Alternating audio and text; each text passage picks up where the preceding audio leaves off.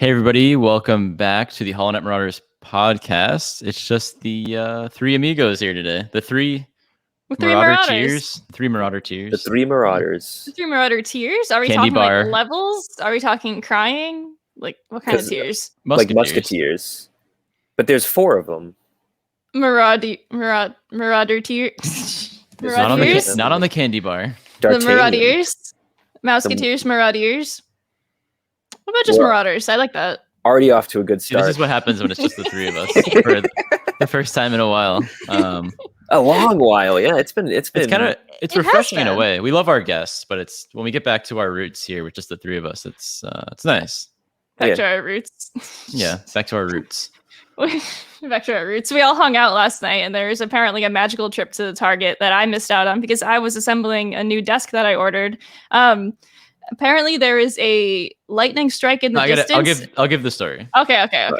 Matt and I went to pick up takeout, and while Jamie was building the desk, and it was kind of rainy out, and we are like, whatever, I don't know. And we leave the restaurant to get with the takeout, and I'm like, Target's close by.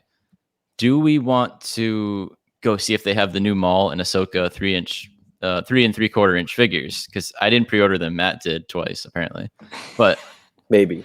We were like, yeah, let's do it. And coming out of the road we were on, taking a left is usually absolute hell. But we pulled out. There was nobody coming. So that was a sign from the heavens, a sign from the gods that we have to do this.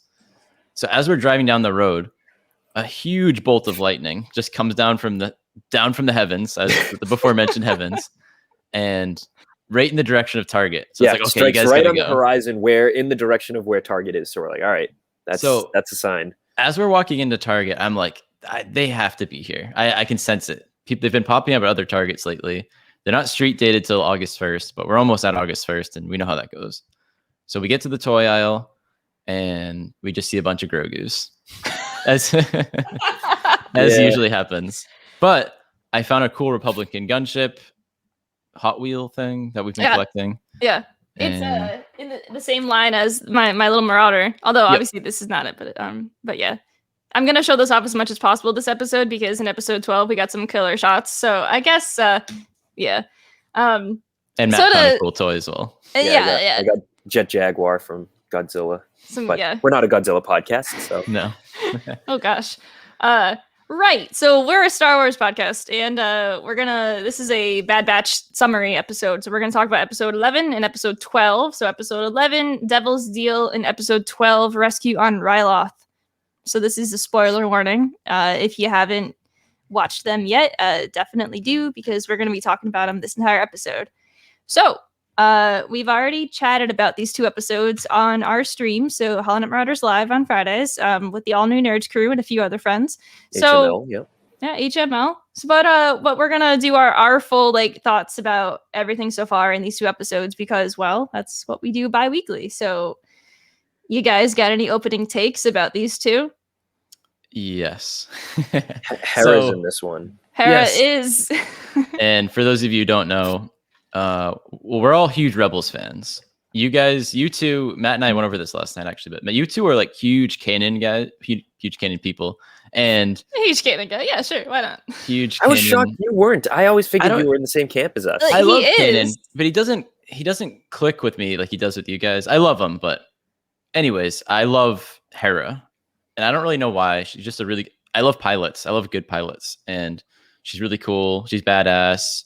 She just has a warming feeling about her. Like, I don't know. She's like the mom of the group. She always knows. She always knows what to do in any situation. She always seems to be the one under control at any point in time. And she's very similar to Leia in a way. And even their themes are a little bit the same. And in this one of the episodes here, Rescue on Ryloth, we see a Leia parallel with her. We'll get to that later though, via transmission, whatever. But back to this back to Devil's Deal, episode 11. We can jump around a little, but go for it. Yeah, it's hard not to. These are kind of like a part 1, part 2 of one. It was fun story. It was fun to get an arc. We've gotten one this season, maybe 1.5 arcs, but it felt very Clone Wars mixed with Rebels because we had Rebels characters involved. Chopper counts 2 characters. Of course, Chopper counts. Chopper counts. we see Ryloth at the start of Devil's Deal, and it's like, okay, here we go. And we see Cham and Mrs. Syndulla. What's her name? Alina? Elaine. Elaine. She is fantastic. Elaine? She's great. Cham? So I'm like, okay, I hope we get like a little Hera cameo or something. That'd be cool. I forget how old she'd be at this time. And then we got more than that. The next like thing. Featured. Yeah, she's like the main character of the arc, or at least the episode. I love how they set it up in Devil's Deal. They were very casual about, hey, we're on Ryloth, and it's like, okay, well, we know that Cham should be here, and then they show him point blank, and it's like, oh, okay, cool. And then Rampire is just like, oh, where's your daughter? And then Eleni's just like, oh, Hera's doing other stuff, and it's just like, where is she? I gotta see her, and then they just show her immediately, and it's like, yeah. I was worried. They show Chopper's little viewfinder first, and then they show her. So I was worried when Eleni was like, "Oh, she's doing other stuff." They were going to be like, "Oh, she's off world doing something," and we just shove her off to the side. We don't have to, we mentioned her. Good enough. Yeah, but no, they made her the star of the episode, which was really exciting. It was wonderful.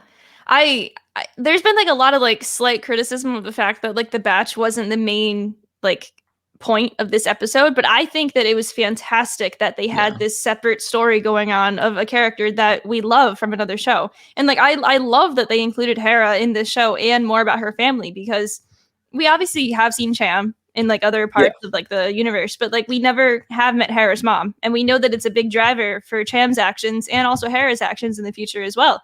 And it was just, and she was perfect. Eleni was perfect. Like she was a wonderful mother, and she's also like just enough of a radical as well, where it's like this character is dangerous and we love her for it. Yeah. I was you mentioned Rampart earlier, and when we had Scott on the other day, he mentioned the funny thing about Bad Batch right now is there isn't one like clear-cut villain. Like Crosshair's a villain, but we all think he's going to come back. So who else is really the villain? I guess it's Rampart, but we haven't seen much of him. And, he's featured in this arc. So it was nice to, I call him Walmart Callus, I think. Scott called him Walmart Thrawn. But I don't know. I like him as a villain, and I want to see more. Whenever there's a slimy Imperial officer like that, it's always fun. Yeah, and he's already kind of, scheming and wheeling and dealing out there. He's like, setting up to be somebody that's got a lot of tricks up his sleeve. He's like ready to...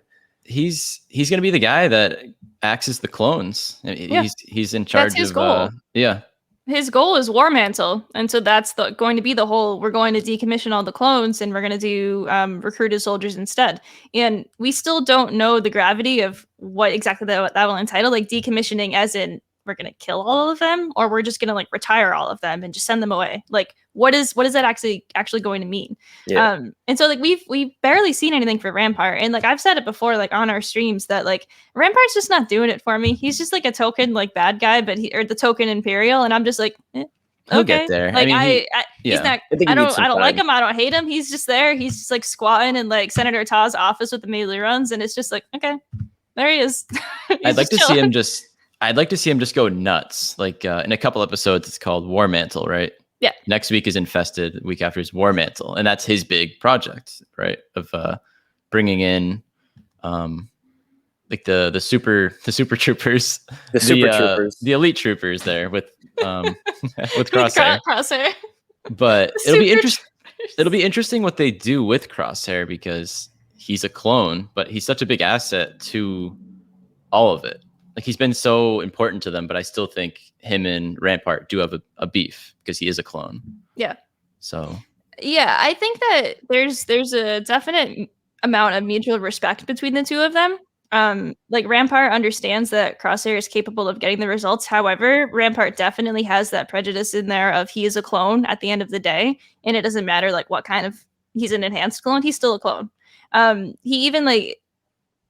In Rescue on Ryloth, if we're fast forwarding a little bit, when we haven't even talked about Captain Hauser, guys. I was gonna do a reveal for him, yeah. But in just to finish up really quick, but in Rescue on Ryloth, Crosshair's waiting in Rampart's office, and Rampart comes in, and Hauser's right behind him and whatnot. And Rampart literally says to Crosshair, "If your squad can't find Hera, then we're gonna have someone else try to find Hera." And he just like looks at Hauser, and like there's like the intense like staring at each other moment of the two of them. And it's just like, at this moment, Rampart sees all the clone squads the same. And they're like, oh, if this squad can't get it, whatever. We'll just get another squad to do it. Doesn't matter that your squad is apparently this like elite one, because we can just get these other random dudes to do it. And Crosshair knows that he's more powerful than a regular clone, a reg. But it's just interesting. Yeah, I like Rampart kind of making the clones compete against each other. It's like, oh, if you can't find Hera, I'll get this person to find Hera. Yeah, because that's always like, you know, pretty sound strategy, right? Guy at the top making all the people below him compete for, you know, his affection or loyalty or whatever. You know, we saw Snoke do that too. So Rampart's got the villain playbook down pat, like the Empire playbook down pat too. Yeah, but I do agree with Jamie. Like, he's still kind of lame, but he needs more time. We're still in season 1. He's pretty the funny thing. Yeah, so. He's pretty like vanilla. Yeah, Empire. You know. Yeah, he hasn't done anything extremely bad. He hasn't done anything extremely good yet. No one has died yet under his watch, so that's pretty good. Not even Orb Free Talk. No, it just attempted to kill him, but whatever. So we'll get to that. The whole, you know, we haven't talked about Cham really. Let's scroll it back. We went into Rampart. I guess we wanted to get that out of the way really quickly because all of us are just like, yeah, he's vanilla, and then we talk about him for like 6 minutes. Yeah. Uh-oh. Whatever. But Cham's faced with quite the devil's deal, as the title is appropriately named. And I still think it's so interesting that they called it Devil's Deal, because like it is weird. I think it was just to throw people off. Like, I don't. Why is it weird?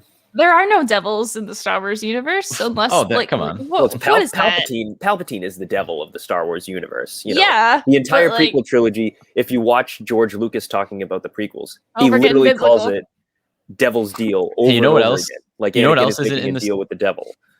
You know what else isn't in the Star Wars universe? Billiard balls, or snooker balls, as they're called. Snooker balls, as Kevin Scott references in Rising Storm. Yes, he does talk about billiards. And it's like, wait, do they play pool? Billiards? Yeah. He also tossed in rosé wine, so I mean, like, why not? Yeah. Space. He tossed in a lot of real world things. He did. But this isn't a High Republic. No. How did we end up here? All right. It's my fault. Let's talk about Hauser. I'm sorry. Okay, I'm getting distracted. We didn't finish talking about Cham, but we'll get back to Cham. Cham will always be there. Cham is just one of those characters that like will always keep showing up. Like Save the Dream. What's his name? Oh gosh. Oh my god, Saw Gerrera. Like Saw Gerrera. Yeah, exactly. Like, what's his name? You know, the guy who always shows up. Save the Dream. Hauser. Oh boy, Captain Hauser. Wow. First of all, he shows up, and obviously all of us are thinking, because we're in tune with like the toy releases, it's Captain Ballast, but it's not. He ends up having the name Hauser. Yep. I absolutely am in love with the name Hauser. Like, just first of all, I think it's fantastic. I did like a little mini research about it, and a few people pointed out that it's most likely derived from the artillery cannon known as the howitzer, and so they probably just like shortened it that way. Which is a really like fun name to think about for like a clone. It's like, oh yeah, let's name him after a gun. Work out. I love that. But Hauser is so interesting. He like Cham Syndulla is his general. He's stationed on Ryloth, obviously, with him, and he still has all of the paint on his armor, and he still has retained his pretty much his own identity. Which it baffles me to think what is actually going on in his head. Like, how did Order 66 happen for him? Because it seems like it's not just related to like the Jedi. It's also related to anyone who is also a traitor. So like that, there's been like a big like discussion about that recently, with where it's like, oh, Order 66, all the Jedi must die, but also all the clones just turn into dicks. So like, how this didn't happen to Hauser though. Yeah. So like, what happened? And he kept it's his just cool like haircut. The haircut. Oh my god, you guys don't understand, but like, wow. I've seen a lot of talk about that haircut. This guy has only been in our lives for like 2 episodes, and holy smokes, I'm not even kidding. Like, it's to the, like, holy smokes. Like, I jokingly posted on like Friday night or Saturday morning or something that like Hauser looks, we all love Hauser because he's just a Baja Blast soda, you know, from Taco Bell. That's like the you get so Baja Blast. AJ put the blue lights behind him in honor of Hauser today, actually. But That's like, true. You can't Beautiful. even see him really. Hauser is loved because he's a Baja Blast because everyone loves it. And honestly, I've been seeing this Baja Blast meme pop up everywhere. So like, I don't know if I was one of the first to say it or like someone else must have. It doesn't matter to me. It's just so funny that it's just caught on so quickly. And I'm just like, I am in love with this because I love the color teal. I've mentioned it earlier in previous episodes. I'm pretty sure the first time we had Rexon around on AJ, you asked what would your clone name be, and I said Mint because I like the color mint. So there it is. It's on the record like 2 months ago. That So there you go. there You'd probably serve with Hauser. There you go, dude. Like you, I got so many thoughts, but anyway. So many thoughts on colors. Anyway, what are your thoughts on Hauser, guys? He's pretty rad. He's great. Yeah. I mean, I love the color also. The haircut was a cool touch. I like his little cheek scar. Yeah, he's got some cool His scars. too. He has one on a big one, and then one on like his chin. His chip was actually in his cheek, so that's why he dug it out. Wow. It was like the cyanide for like secret agents in their teeth. Yeah, you wouldn't go to the cheek, but whoa. Hey. Although, I mean, remember we do see in Mando, we see those chips they have in their teeth. Electric ones. Yeah, I was just thinking we haven't really seen that aside from in Mando. Ooh. Huh. Probably not the same thing, but anyways, electric ones. Yeah. I hope Hauser doesn't die. We thought for sure he would because we've never seen him before, and it kind of looked like it was going to go that way in Rescue on Ryloth, but he was just arrested. But Jamie, do you want to touch on his speech that he gives? Because really cool. A couple of things really quick. So obviously, he answers to Cham, but then therefore he also answers to Rampart because the Empire is occupying Ryloth. The way that it ends in Devil's Deal is Hauser witnesses Crosshair take the shot at Orn Free Ta, which we'll get to. And and Hauser's just like, ooh, that's not what happened. And so at the beginning of the next episode it's Hauser really is pushing back on Rampart, saying, hey, this isn't what happened. This isn't right. And Rampart's just like, oh, you're going to challenge me? What did you really see, soldier? And like, he is treating him like a lesser person, and he's not treating him like someone who actually has an opinion anymore, which is something that a clone actually under the influence of the Order 66 protocol, like would just follow without question. But Hauser is beyond that. And it's just, we don't know why he's beyond it still. I've been thinking about this every single day. Yeah. I wish they would explain why Hauser is so independent and it's just regular. So killing independent Hauser. I hope they don't. The fact that they saved him in this episode and didn't kill him off means that they have future plans for him. Right. So what ends up happening is he goes. Cham thinks that he betrayed them, but then the Bad Batch shows up and they rescue the Syndulas and whatnot. And then Hauser confronts them really quickly because he knows that Crosshair's team is waiting outside the doors, and he warns them. And that's when they're like, okay, yeah, we trust you. And Cham's like, we'll come back to Ryloth. The fight isn't over. And then they leave. Hunter hesitates to like say something to Hauser, but doesn't say anything. And it's like, Hunter, what the heck were you going to say to him? Were you going to say that there's a chip in your head that's making you do this kind of things? Because then Hunter's also like, wait, he's helping, but he's not. And I don't know. There's a lot going on. Hunter is looking at all the people making choices against the Empire. Yeah. While Hunter kind of sits in the middle. And, that's one of the biggest themes in Star Wars is, you can't be a fence sitter. You have to pick a side. You have to pick a side. You have to pick the right side, obviously. But you have to pick a side. Right. You can't just sit in the middle in limbo forever, because eventually the clashing sides will catch up to you and you're going to have to pick a side no matter what. So, Hunter seeing all these people making these insanely tough decisions. I mean, when we saw Hauser decide to go out and talk to the clones, I thought he was dead. I thought he was done for. And, he probably did too. Walking out there to talk to his fellow clones was probably right. That was pretty brave, because you don't really know what they're going to do. Half of them put their shields and blasters down. So, I mean, but the other half did. And so like that entire scene. Sorry, keep going. I'm just like, you have Crosshair, in his sights at all times, ready to like shoot him, and for some reason he's like, oh yeah, arrest that guy, instead of shooting him. So again, obviously for him. Yeah, obviously they have something planned for him, but at the same time, like, are they gonna like mess with his chip like they did with Crosshair? Are they going to subject Possible. Hauser to the same kind of thing? Are we going to have to watch him break his chips No. programming again at some point? Could he be the leader of the clone rebellion that people have been talking about that's being, set up on See, Kamino? Jimmy, I don't know. it's hilarious that like you're so attached to Hauser, but like okay, I can tell a lot of people are, but I can explain why. okay. Look, It's the haircut. because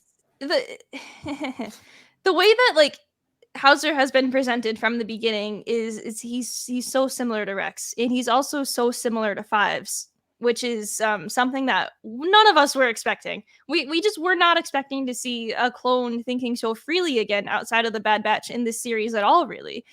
At least at like face value, we weren't expecting it, because like everything's leading to the clone rebellion. But like, as someone who doesn't look into the future of these things, just randomly seeing a clone show up that is a free thinker again is it's just like a breath of fresh air to like feel that again. That's why we like Hauser so much. And then Hauser, like, keep going. as Matt was just saying, with the when Hauser like confronts the rest of his squad, like he helps the Syndulas like escape with Hunter and Echo and the rest of the Bad Batch, and he's like, I can't leave my squad behind, because Hauser also like still believes in his men. And so the way that he talks to everyone assembled there, it's pretty much exactly what Fives does on Umbara when his own squad is set to execute him and Jesse. And it's heartbreaking to see it like that, because we know what happens to Fives, and we know what happens with the fact that these guys are speaking out. And I feel like what happened with Hauser giving his speech, pretty much saying like, brothers, this isn't right. We came to eradicate the separatists, not to put these people down here. That's not why we're here.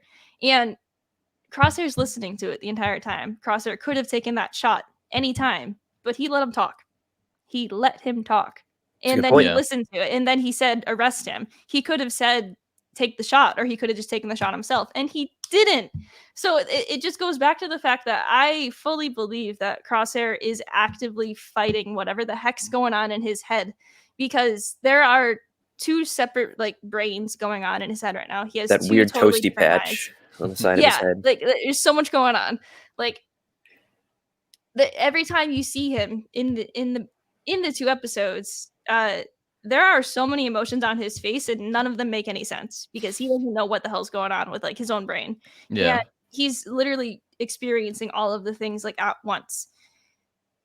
And we'll get back to that. Well, what you said earlier, I really liked. Sorry, AJ, I'm just gonna say that quickly. But something you said earlier about Hauser not giving up on his men. So, right. Hunter shouldn't give up on his men either. So that could also factor into that long look at Hauser being like, we can't really leave Crosshair behind. We can't really leave these clones behind. So obviously, they'll play a big part in the quote unquote rebellion that could possibly happen in the future. And then like, plus at the very end of the episode is like they escape in Taz like covert shuttle and whatnot, and Crosshair sees it go, and he fires a few shots at it, but he misses all of them. Again, he keeps missing shots of the batch. And everyone's like, oh, well, it was so quick, he wouldn't have seen it. If anyone was going to make that shot, it was going to be him. He could have at least landed one of them. But he doesn't miss. He doesn't miss. Exactly. So the shuttle leaves, and Hunter looks back, because Hunter knows that he's there, and Hunter knows that he missed on purpose. So I like the theory a lot, but we know, especially in Star Wars, there's plot armor on a lot of characters. Like 3PO and R2, they go through a barrage of a huge firefight in multiple times, and they never get a scratch on them for the most part. And but I like Jamie's theory though a lot. I always like that explanation. There's always like an explanation for the plot armor. Like a lot of people talk about in A New Hope. The fact that the stormtroopers miss so much has become a meme. Yeah. But in A New Hope, they're letting them escape so that they can follow them back to the rebel base. So there's an explanation for why they're not getting hit in their firefight, and they're being, they're out shooting these elite soldiers as supposedly what the stormtroopers are supposed to be. And, we get the same kind of explanation, I would say, like in Rogue One, when Jared is like connecting to the Force, and it almost seems like nobody can hit him for some reason. Gee, I wonder, why that is. But in this, I could totally subscribe to that theory, Jamie, that Crosshair is missing on purpose, or subconsciously missing on purpose. And even like a more recent example is like Chewie missing Kylo Ren in Force Awakens. You know, shooting a little bit lower, and we see Chewie, you know, Chewie and Han, when they use that bowcaster in Force Awakens, they're sniping people left and right with it. And then, Chewie never really misses either with a clear shot like that. And, you know, he intentionally aimed lower because he didn't want to kill his, pretty much his nephew. So. Yeah. No, exactly. Pretty much his son. Let's be real.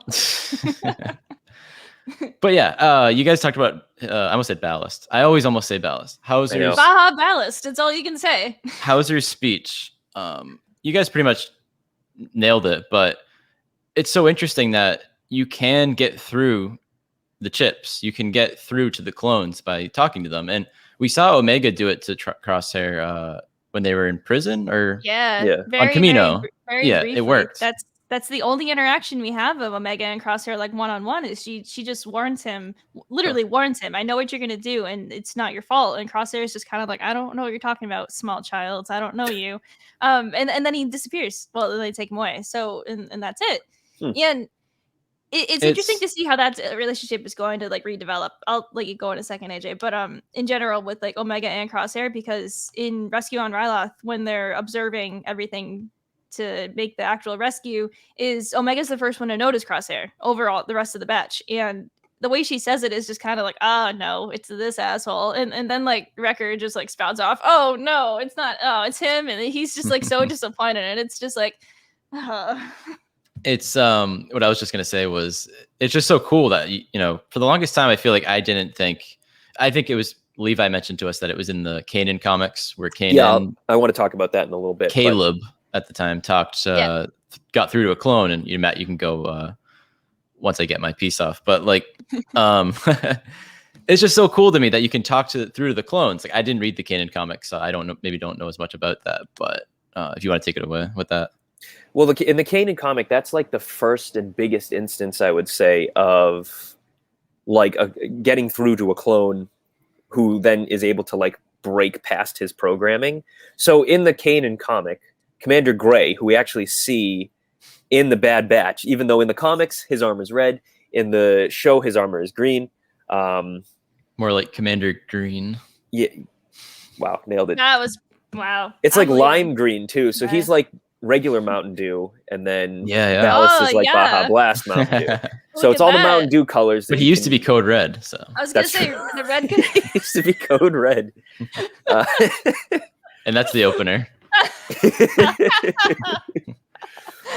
But to get back to it, like, Commander Gray, who appears in the Bad Batch alongside Caleb Doom, it's the same kind of thing. And even though it doesn't happen on screen, we know from the Kanan comic that Caleb is able to reach him, is able to have him break his programming. In the comic, they're chasing him in a starfighter. Caleb is talking to Gray and his right-hand man, whose name I'm forgetting for some reason. And then Gray kind of snaps out of it and is like, what are we doing? Like, we served alongside Caleb. This is wrong. Why are we doing this? And then he shoots himself and everybody in the ship blows up. But that's something. You did it. You did it. Something. He did something. He did something right. And to have Ballast kind of break his programming to save Hera is, or at least, save Hera's whole family. Hauser. Did I say Hauser. Ballast? Yeah, you did. To have Hauser break his programming to save Hera's family, I really like that connection where both Kanan and Hera had a moment where they were able to break through to the clones, or the clones were able to break their programming and save them and their families. So I really, I think that's really cool. I think the Clone Rebellion is going to be like a catalyst for the actual rebellion. I think that's basically like the clones' last act of like, being soldiers is the rising up against the Empire and sparking, the fight against them to come, even though they're probably going to get wiped out, unfortunately. But I really like that in Rebels, we have this, I keep calling them like the lost generation, the people who were kids during the Clone Wars and then have like grown up in the Imperial occupation times, being like super restless and trying to also get into the fight and, feeling like they're warriors, just like the people who came before them. But I really like that both of them have this moment right at the end of the Clone Wars and into the transition of the Empire where the clones are kind of able to inspire them, maybe, or, you know, work past their programming and help them. Well, we know, I like that a lot. Yeah. Caleb / Kanan, I don't think the clones really inspire him, as far as we know, you know, going into Rebels. So, well, I don't know. No, it makes he hates them because of it. Because until he meets killed Rex, he sees Who- all of them as traitors, pretty much until Rex turns it around for him. who also breaks his programming. Yeah, because Yeah. I guess Caleb doesn't really know that Gray did that. Right. So I guess you're right about that.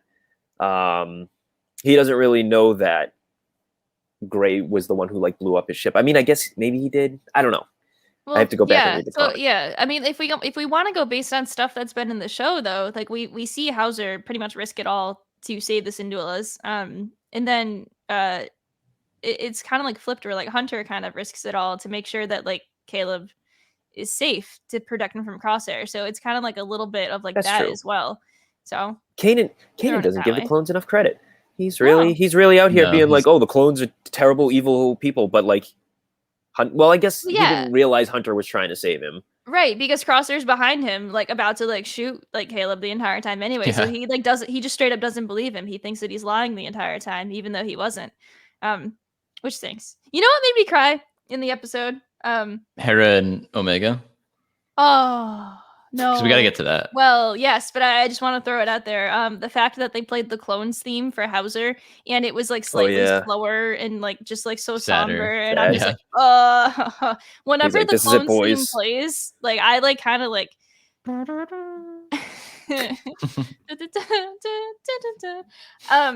I would like to use the term. I usually like ascend from that. I shouldn't. It's more of like I feel like I'm sinking into the floor because of the clones theme, because I just know how sad it You is. descend. I descend into Whoa. the ground, and then it's just awful.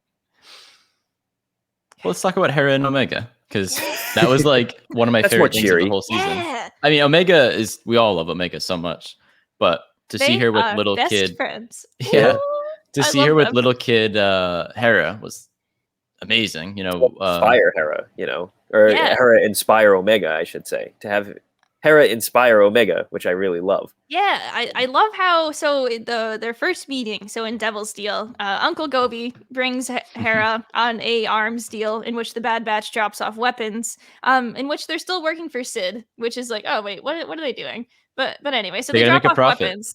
Yeah. they just So broke even. They gotta.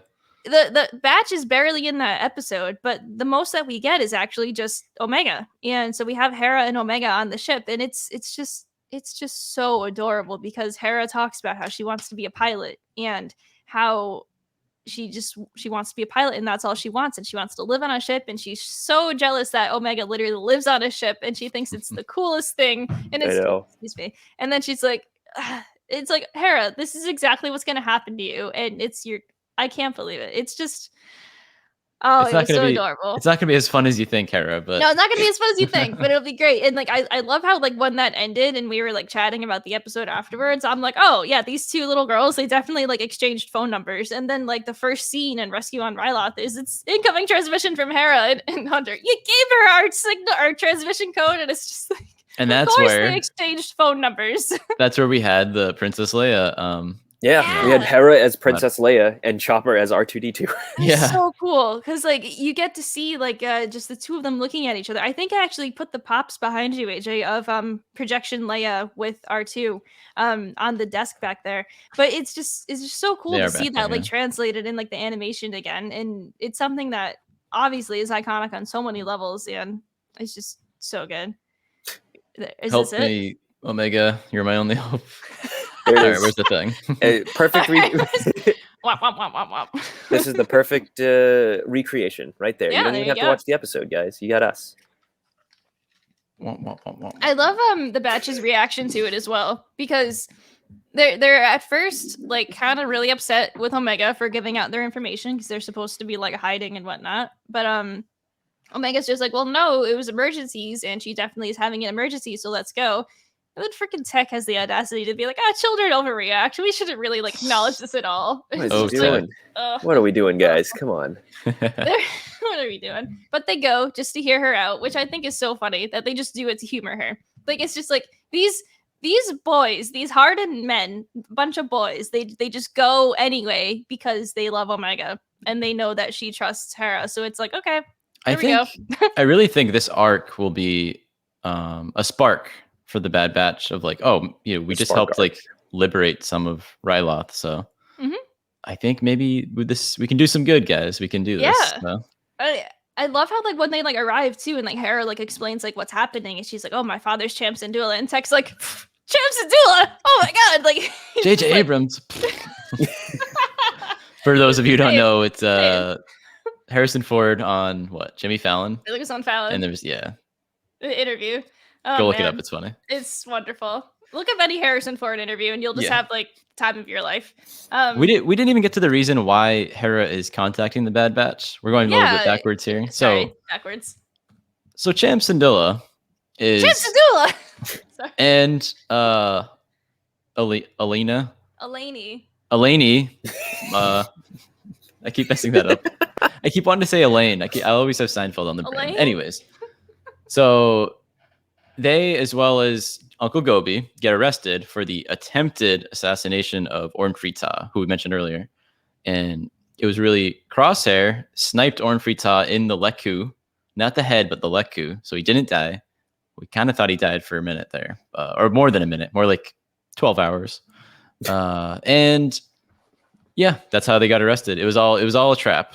Yeah, and I like what they did with Orn Frita, where they assassinated him, but they didn't actually assassinate him, so that they could keep the canon pretty people consistent. Were worried about a retcon there, but they knew they knew what they were doing, guys. They did. That my life has left me scarred. And what if he has like a big bandage like around his like Leku, and he's just like. Well, I really like. There was a game I used to play when I was younger called Phantom Menace video game. Lethal Alliance. Okay. Lethal Alliance, which was about a Twi'lek slave who breaks free and steals an Imperial droid, and the two of them go on an adventure. I don't remember that game at all. They steal the Death Star plans. And that was how it happened in Legend. One of the many times it happens in Legends. It's called Lethal Alliance, and the main character, who was a Twi'lek, had her Leku cut off. Holy crap. And she has like a mechanical Leku. She has like how like we have like mechanical arms and legs. Yeah, see, look. She has mechanical Leku. Made by Ubisoft. That's going to be the new game they make. What? And I used to play that game. Why don't we play that on DS. Let's play it. It's DS and PSP. Yeah. Oh. The Ubisoft open world games is going to be steal a Death Star plans, but in as many ways as possible. So it's just open ended, and you just keep like reliving it in multiple lives. It's like Stanley Parable. You just keep doing it over and over again. Anywho, Matt, where were you? Well, I'd love to see those make a return. I'd love to see Orn Frita get some mechanical Leku on his head, since he's got like friggin' 4 of them for some reason. I still don't get what the hell is up with Orn Frita. What is wrong with that boy? He has 4 Leku, 4 fingers. He does not look like a regular Twi'lek. He's a very funny looking Twi'lek. He's a very funny looking Twi'lek. I hate him. Like they explain why Boss Nass looks different, right? He's the same kind of thing. He's like a fat face while everybody else around him is not. And he has different, he has like the stubbier snout, and he doesn't have the weird flappy ears. But they explain that they have like 2 parts of the Gungans. Slightly different Gungans, yeah. Yeah, there's like 2 races of Gungans, but as far as I know, they don't have like 2 races of Twi'leks. What's the not to get slightly off topic, but kind of off topic. What's the guy that's like the bug? That's the Separatist general. Oh, Trench, Admiral Trench. Yeah. Is it like one of his like? Yeah, he has pictures, one of his like a mandibles becomes becomes a robot. And then he gets like if they can do that, then like they can give like Orn Frita like fake like Leku like as Bring well. back mechanical Leku. I really loved that idea in Lethal Alliance, and I'm here for it. So let's go. Okay. Yeah, I'm down for it. Why not? All right. Did you know that on the Crimson Corsairs crew, so Sidearm Thanatos crew, there's a Twi'lek named Reveth, and she has just a mechanical arm. Not that that's like weird, but I she's great. Throw that in there. Reveth is amazing. She's the one of the group. So one of the rare red Twi'leks, because being born a red Twi'lek is incredibly rare, unless you're George Lucas and you keep putting Darth Talon in everything you try to do. But being born a red Twi'lek is incredibly rare. So and she'll be in the upcoming comic as well because the entire crew is in it. So I was excited for that. I love Ryloth. I like know nothing about her. I want to know more about her. So soon. I love how it's become a meme of Actually, AJ, do you have anything else to say about Hera before I get off topic here? Because Hera's a Twi'lek. Well, Hera is a Twi'lek. Oh wow, really? Here we go, guys. Here we go. I had no idea. Ryloth is the whole world of the Twi'leks. Oh my god. I just wanted to say about Hera that we kind of in the second episode, the Rescue on Ryloth, we see them fly one of the shuttles, and that was kind of Hera's first time flying on her own. She had Omega with her, and Omega was like, "Come on, you can do it." And that was once again so cute. Again, egging her on to do it, and Hera's like, "Yeah, let's do it." And she did great. I think Scott pointed out it started off kind of like Rey in the Falcon, where it like started off a little rough, and then they got there. They did some cool maneuvers, and then even I wanted to talk about we see Tech do the Poe Dameron drift in the Marauder pretty much. God, that was cool. The launch in, the turn, it was so good. Like. I remember exquisite. I was about to say it's become a meme. It's been tech yo drifts because it's worth it to bring up the drift because we've really only seen it a couple of times in Star Wars. You can do it in Squadrons now, but I remember watching a Kevin Smith thing a few years ago talking about Last Jedi, and he was like, "Oh, I was in the theater, I was a little bit high, of course, and the beginning we see Poe Dameron drift, and I like fell out of my seat. I was like, that's so cool."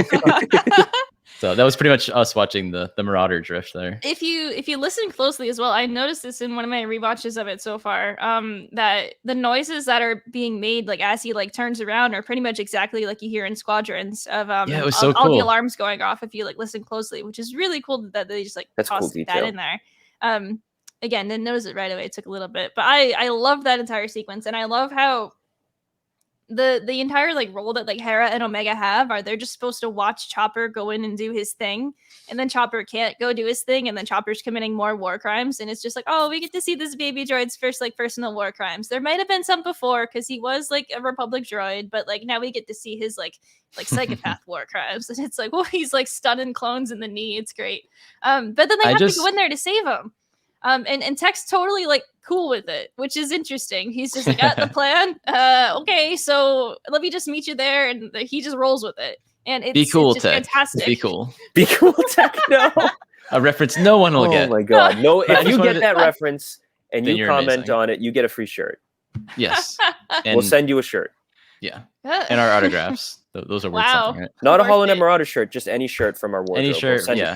You can have this one. You can have Jamie's flannel. You can have whatever Matt's wearing. No, I love this flannel. Excuse me. You can have Jamie's flannel. No, you can't. It's a safe bet. Nobody's gonna get it. Nobody's gonna get it. It was really fun to see Chopper blend in with some droids again, like we saw a million times in Rebels. He wasn't painted up this time. But yeah, it worked. I miss painted Chopper. I like how he just goes around. Like, how are we supposed to get in? And Chopper's just like, I got this. He just goes around. Comes in. Like, hey. I love how I love how they utilize like all the bits from Chopper as well. Of he like rockets away multiple times. Like he like rockets down the steps out of the Marauder, and then he like rockets into the ship. Like when Hera's flying. He didn't do his like wheel thing though. I don't think. No, he never did that. Too. I love how like the shuttle that Hera was flying, it had like a mouth. It was just like so funny looking. Yeah, he just eats them. He's like, hey guys. It was great. I love that entire sequence because they was supposed to just be the distraction, and they distracted them all right. Yeah, I love Chopper's look, like the Clone Wars era. Awesome. Like those like military astromechs that seem like more primitive or like more, I don't know. Just pretty basic. Pretty basic. Like instead of having like those two jets that come out of R2-D2's arms that seem more refined, he's just got like this big blast engine in his butt. He's just blasting around. Just all cobbled together. Yeah. We like mentioned it on one of the lives of Chopper's first war crimes, and it's like, well, we don't know who his first owner was. Obviously, it was just some clone who died in that Y-wing crash. But like that Y-wing that's still there, just always there. I'd like to think but I'd like to think it was some clone like hard case. It wasn't hard case, obviously, but if something like hard case, he's kind of crazy, and that'd be great because that would make sense with Chopper. Yeah, like the programming kind of like adapted to the clone. I like that. I like that. Yeah, they do. I mean, like, because they grow attached to like their own like droids and whatnot, like as one does. R2's entire personality is based on Anakin's. I mean, Exactly. I he love it. Does R2 really do much in episode 1 that's like rebellious? Well, Other he's the than, like, last being like- survivor, so he's like a little bit like, I'm better than everyone else because everyone else died. That's true. But then he pops in and he's like, hey, Hey, 3PO, you're forgetting you're one. naked.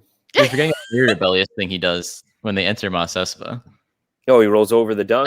Yep. He rolls over the poop pile. There he goes. Look, if anything, R2 is just very he's very pompous in episode 1 because he's the last surviving Yeah. droid. Like you said, he tells 3PO that he's naked, and 3PO's like, what? My paws are Excuse me. showing. Oh. And then he rolls through the poop because he's like, I'm better than this. I'm better than There he poop. goes. Get out of my way, poop. It's so good. Look at this deep dive into R2D2's personality in episode 1. Yeah. Why not? Very important. Yeah. I like still the gradual blending of the Empire tech and the Republic tech still, because like we have like the clones obviously and like those existing things, but we're gradually seeing more of the ships and also just like overall like the probe droids and whatnot. Like I love like seeing like everything slowly blending together more.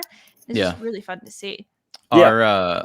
Our good pal Levi thinks that we're going to see our first Imperial Star Destroyer in a couple weeks because it's on the box art for Rampart.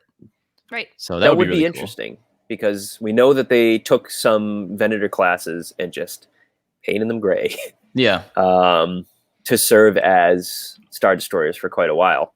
I don't know how long the last scene or like that, that last scene where Vader and Palpatine are looking at the Death Star being constructed. I don't know how long after episode 3, the end of, episode 3, that's supposed to really take place. Yeah. Because Um, let's see, in Fallen Order, they're still decommissioning old cruisers. Like they're still bringing them in to like decommission them. So that's 5 years. Yeah. So I mean, like, And it can be like, as they're- much as that. They're still gathering all the Dunium to build the Death Star. Dunium. So Yeah. it's hard Yeah, to say. so- I think they just showed that to show that. And What are they mining on Ryloth, by the way?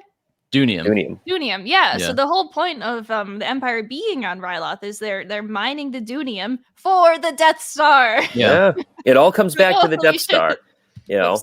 Even in I Rebels. find that funny because how long do you think it takes for them to build? I mean, this is pretty much the question you just asked. How long after Revenge of the Sith is that? But Rogue One is how many years after Revenge of the Sith? 19. Right. So it's right before New Hope. So it's like 19 years later. And it took them 19 years, right, to build the Death Star, I build the guess. Death Star. It's worth it to read Catalyst. It is. The Rogue One novel Catalyst, and it's all just about Galen Erso and Lavra Erso and how everything came about with the development. They fail a lot going into making that Death Star because they can't harness the kyber crystals properly. Right. They destroy a lot Building of the- planets by accident because they can't figure out how to do it properly, which is why they need Galen Erso to come back to. So make for it all work. for all we know, they built the round sphere, metal sphere, in like they could have done that in like a few years. And they're like, Yeah. okay, this kyber crystal part's really hard, so that takes Yeah, another 17 years. They could have exactly. That's probably exactly what happened. Yeah. Because Death Star 2, I mean, which is even bigger, we don't know when that was built. What did they? Yeah. Maybe they had 2 Death Stars at the same time. I don't really know, but Maybe they Maybe. did. it I wasn't don't even think finished. they did. but- I think it's pretty. I don't know if it's explicit in canon, but I think it's like pretty hinted at that the Death Star was like they poured all their resources into this one thing, and they're cocky enough to think that nobody's going to touch this thing. We only need one because nobody's going to blow it up. Everything's fine. And then they're kind of doing a rush job with the second Death Star, even though it's bigger and it's better and it has a fully functional laser like right out of the gate. Which makes you wonder why even bother with the frame? Just put like a couple of just people. have a big cannon floating through space. Yeah. Like a big laser in space. Which, I guess they end up doing on Exegol. They just put the big lasers on the Star Yeah. Destroyers and have them Well, try. yeah. They wanted to have them go everywhere, but And Death Star tech is obviously like the H bomb, right? As soon as you nail it, as soon as you figure it out, because they went through a ton of trials Right. with the H bomb. As soon as they figured it out, it's like, okay, now we can replicate this and do like a million different things with it and just go nuts Yeah. with it. It's kind of that kind of technology. that makes sense. I'm glad we were able Definitely. to weed through the history and technology of the Death Star. Yeah. here. I do recommend it though. Again, I do recommend Rogue One Catalyst. Like that is a good book. Overall, if you're interested in like how the Death Star came about. And I didn't know I would be interested in that until I read it. So there you go. There you go. Well, this only came about because I was just talking about probe droids, and I just gotta say I loved how Hunter like heard the probe droid and was like, "Hang on," and came back. The probe droid. I got him. Oh, that was got one back great. here. He just like jumps down with his knife. That was So cool. cool. And everyone's just like, "Whoa!" I love looking at like the batches like reactions because like Wrecker and like Tech are just like whatever, and Echo's just like, "Did you see that? Like, what just happened?" And then like Omega just kind of like looks at Hera like, "Yeah." It's just like. And speaking of droids, Yeah, we've gone almost an hour without talking about Gonki. How on earth? Wow. How on earth? This was okay. Look, as you can see, there is a lot that I loved about these past 2 episodes, which is like crazy to think about. Actually, no, it's not. That's not crazy to think about. I love this show. We were talking about this on again, how like what's been our favorite like season 1 of the animated show so far. And for me, it's easily the Bad Batch because it's just been strong out the gate. Like Rebels is very slow to start. Clone Wars, if you go back to rewatch it, is also like kind of like a hot mess to like watch. It's fun, but it's just like whoa. And then Resistance, it's good, but Resistance. I actually really like Resistance's first season. Anyway, yeah, there's only I wouldn't say it's the best. Different, yeah, but the best. Yeah, like it's been Bad Batch. Anyway, so Gonki. Oh my gosh! So we didn't see Gonki in Devil's Deal, but AJ was with the moment we see the Marauder like fly in. AJ, you want to give your Gonki take? I did a live watch with the all new nerds very late at night, and the hatch comes down of the Marauder, and you see I think Wrecker's wheeling the crates out of ammo or whatever of guns. And I thought that was Gonki, like for the first split second. I was like, "Whoa, there he is! First one off the ship." They're selling Gonki. running down. I thought he was hauling. It wasn't. Gonki had nothing to do with that episode. And Omega didn't even like show Gonki off to like Hera or anything like that. He didn't even see him in the background, but whatever. He would have stolen the thunder of the scene. Yeah. He would have. Gonki is the star of the show, first of all. It needs to be said.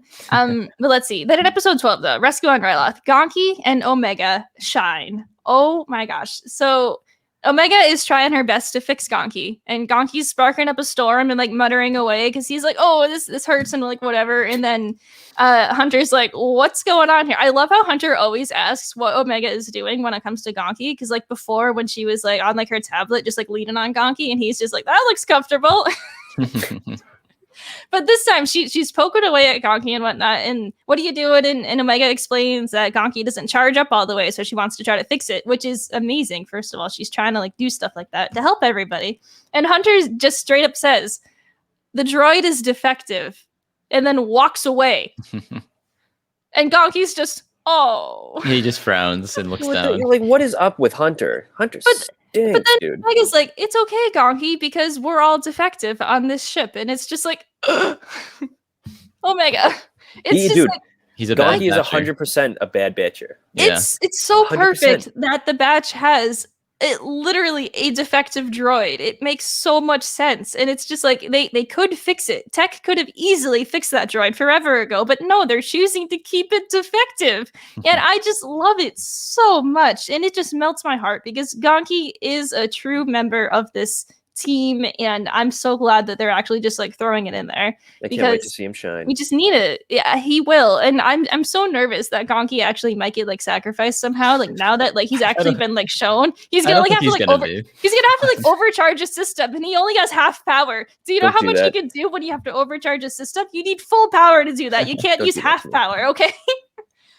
Hey, that's what happens in our overcharge a system, huh? That's what happens like in Power Trip? Like in Power Trip. That you can see on our Ryan YouTube channel Mirelli. right now by Ryan Mirelli. Coming full circle. There it is. Power Trip. We love Power Trip. Love Power Trip. Wow. That's all I have to say. That's the Gonki. I think we need a cigarette after that one. Whew. I think I need a Baja Blast after that one. Good Baja Blast after that bit. The Mountain Dew Troopers, guys. Keep an eye out for more. Question of the week? Question you have of the week? one? Wow. Yeah, we haven't done a question of the week in years. I think we did one 2 weeks ago. Years. What you got? Last week was all questions of the week. But anyways, so the cameos in Star Wars in these, season 2 of Mando and now Bad Batch, I've loved them. Pretty sure we've all loved them, but a lot of people don't love them that as much, and they're like, oh, let the main characters like shine on their own. We don't need other characters popping in. These are useless cameos. They're not useless cameos. They've all made sense so far. So in any of the upcoming projects, what cameo, I mean, I guess it's a hard question because we don't know what's going to happen, but what cameo do you want to see that would make sense in one of these shows? In one of these shows? And it has to be a show? Okay. A show that has already been announced? We only have one movie on. Yeah. I was thinking of one for the War of the Bounty Hunters. No, we'll stick to on-screen stuff, I guess. This isn't my choice. This one isn't my choice, but I want to just like say it again. But a young Sidon Ithano in Book of Boba Fett, I think that would be really, really fun to see. But we talked about that last week. What Sidon Ithano authored, Landry Q. Walker. But we're gonna like leave that on the table. That's not my pick though. I would love to pick that, but let me think. Let's see. Let me think as well. So something that is an upcoming show, but a character we'd like to like see in it. Yeah. Or... So like an Ahsoka moment in Mando, or now we see Hera in this. Some people call it fan service. Some people don't. I don't think it has been. I think it's been. Good. I think they've all been done very well, and they all make sense. You know what? I'd like to see at some point in the Bad Batch, possibly in season 2, if they do end up crossing over with like a Jedi of some sort. I'd like to see a little bit about like Jocasta Nu, like on screen, of like what her deal was with like saving the archives, because like she obviously like in the movies like doesn't do much aside from telling Obi-Wan that it doesn't exist, and it's just like all right, whatever. But like I'd like to like see that again. I think that could be interesting to see like her comics run within Vader translated to on screen. That'd be fun. That'd be cool to see maybe in Bad Batch. Yeah, because we know she doesn't really make it far past episode 3. Right. She gets taken out pretty quickly. Yeah. Right, but we know that she does save a lot of the archive. Yeah. Right, which is important for Luke in the future. That cache of Jedi artifacts. Yeah. Yeah. I like that. It'd be fun. Going back to my Jedi roots, and I haven't talked about the Jedi a lot in a while. It's been all clones and all nothing else. Yeah. Huh. I'm actually coming into this season, while Matt thinks here, I thought it would be like a slam dunk that we'd see Coruscant of some sort. Maybe not the Bad Batch there, because the whole point is they're trying to hide while you go to Coruscant, which is where everyone is. But I thought we'd see it in some vein. Like I thought we'd see Rampart there, or Tarkin, or a shot of Palpatine doing something. I don't know, but we haven't seen it. I want to see the Imperial Palace. We still might. We will. So that was a location. That wasn't a person, unless you count Coruscant. No, I know, but you brought up Jocasta Nu, so I thought of Coruscant. Yeah. Whole planet's one big city. Yeah, really. Thank you, Rick. You're welcome. Reek. It's Rick-Oli, right? Rick-Oli. Rick-Oli. Rick-Oli. Rick-Oli. Ricola. No, I don't think it's Ricola. Rick-Oli. Jeez, I guess for me, I'd go out on a limb and say I want some Rebels cameos in Andor. Okay. Ooh, that's kind of what I was going to say. And I think that's very much going to happen. I think that's very doable, especially with the rumors that we've had about Obi-Wan. I don't want to get too far into those, but we might see some kind of ancillary characters from Rebels appear in Obi-Wan. So I'd probably say Rebels characters in Andor, and kind of just like really gel this entire like period of time together. Yeah. You know what? Maybe I could go even further and say Fallen Order cameos in Andor. Character from Fallen Order or two, maybe popping up. That would be kind of tough. That'd be great. Maybe. But I feel like there'd be a better chance in Bad Batch since it's closer in time. I mean, I was almost convinced we were going to see a young Cal Kestis on Braca. I was almost convinced we were going to see like a little baby redhead running around. He's there somewhere. We didn't, though. I'm glad we didn't, because it would have just taken away from it. Maybe I would have loved it, but I'm glad we didn't. I'm a cameo junkie, so I'm all for putting somebody in the background that I want to see. Oh, you love background characters? I had no idea. Yeah, absolutely zero. Might be my thing. AJ, what do you got? Mine's a pretty major cameo, but I need to see Qui-Gon Jinn in Kenobi. Yeah. I need it. Oh, absolutely. Whether it's a flashback or even just a voice. We have to see it because or Force Ghost, obviously. But Revenge of the Sith, it's kind of a throwaway line at the end of the movie. It's so random. It's like, oh yeah, Yoda's like, oh yeah, Qui-Gon's back from the dead and he wants to talk to you. Yeah, and there's he wants to teach you how to do it. And then the Obi-Wan's deleted like, scene. What? Yeah. Really? And then that's it. Qui-Gon? And it's like, really? That's where we're gonna leave this? No, we have to expand on that. We definitely have to get Qui-Gon in the Obi-Wan show. 100%. Yeah. Yeah. I'm trying to think of some others. I was gonna have the question just be, the Bad Batch, but I was like, yeah, let's expand. Let's do everything. So Kind of did. what else? A little bit of everything. I would like to see if there's a time jump of sorts in Mandalorian season 3, and we end up seeing Luke and Grogu again. I would really love to see young Ben Solo by Luke's side. So that'd be killer. Mhm. That'd be kind of tough though. It'd have to be a really big time jump because right now it's 5 years after Endor, and he doesn't really start his temple nor bring Ben Solo in for training until 10 years after Endor. So it would still be 5 years away. But it could be. But even if he just like kind of had, it would be tough. I mean, I'd love to see Jason Syndulla. That's actually, you know what? I'm going with that as my cameo. Jason Syndulla in Rangers of the New Republic. Oh, The tears. The or tears. Rogue Squadron. Jason Syndulla in Rogue Squadron. That's the one I'm choosing. Oh, what if Jason is like one of like the main characters as like a pilot? Yep. He could appear in Ahsoka too. I mean, Ahsoka's friends with still be Hera. kind of a little baby. Yeah, but he could be he's in still it there. though. Yeah, he could Hera's still be like there. obviously taking care of her He's baby. not a baby because, how Dude, old is he's he a- when we see him in the flying around? He's like a 5, little troll like abomination three or four. after He's like 4 in that. Okay. after the Battle of Endor. Logistically. So I guess he'd be When kind does- of old in Rogue Squadron if it takes place after Tross. He'd be would like be. in his 40s or 50s actually. He's born before or sometime like immediately after the Battle of Yavin. Sometime around then.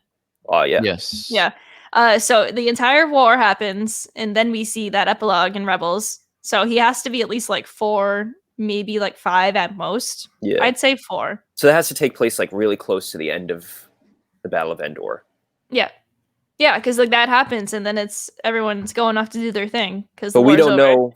We don't know if like the Ahsoka appearance at the end of Rebels takes place after the Mandalorian, which I think it does. I think it takes place right after she pieces out in Mandalorian, and I think that's what Filoni alluded to. So that's a good because she's like, okay, I know where Thrawn is. I'm gonna go find Sabine, and that's the scene, and we're gonna get out of here. But literally, Jason Syndulla's age cannot be changed, right? Because you can't get Kanan.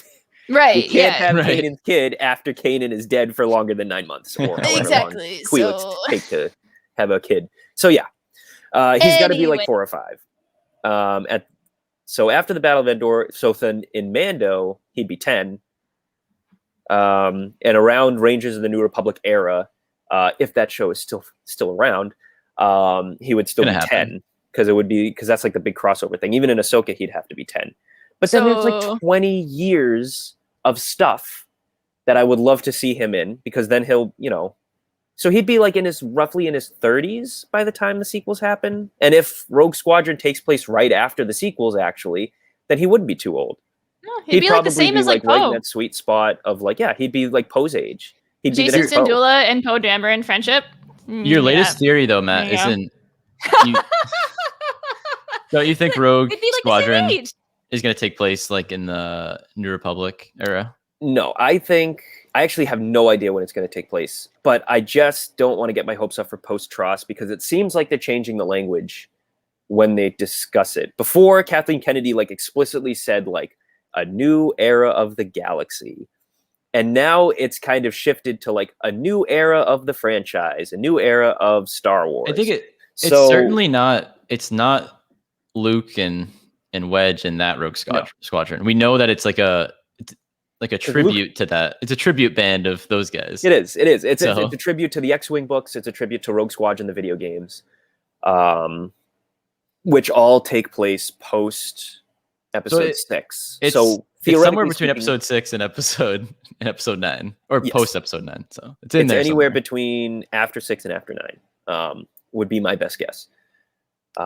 We still don't have that much content of like the Cold War, as you always refer to it, Matt. So like it could be like during that time, Yep. because we Oh, are man. getting a hefty amount of the early Republic of Mandalorian era, like that. We're getting a hefty amount of that right now, but say like, I don't know, 10 years after that.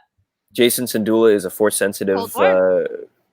New Republic spy during the Cold Jason War era. Syndulla and Carson Teva are Yeah. There you new go. squadron. And Poe Dameron, runner of spice. Yeah. There you go. Please.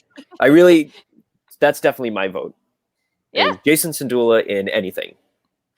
Please give me that cameo All right. / appearance. Let's And go. if I want to go with non-movie / TV show, give me Prince Zizor in War of the Bounty Hunters. I am absolutely dying for them to start tying War of the Bounty Hunters in with a little bit of Shadows of the Empire, because I love when they take legend stories and adapt them into canon. I would love to see kind of like another take on Prince Zizor. So Just please no Dash Rendar. Thank you. no, And we don't need Finn. Dash, but we need. All I think right, we all need right. Zizor. We're gonna wrap up with that. I just want to mention as well, the Echo sniff count is still only at 2. No new sniffs. This most recent episodes, at least not to my knowledge. We had a good like little zinger of him going little help to Hunter, which is funny. We love Echo. But anyway, this has been it. This has been the HoloNet Marauders podcast. Thank you all so much for listening. You can find us on social media everywhere at HoloNet Marauders. On Twitter, it is just at HoloNet Marauder. If you just want to like hang out and like listen to it, just do that. That'd be awesome. We broadcast HoloNet Marauders live on Friday evenings. New Bad Batch chats that'll go to the end of the season. But always like check out our YouTube channel as well for new videos and new content. So thank you so much for listening to the HoloNet Marauders podcast.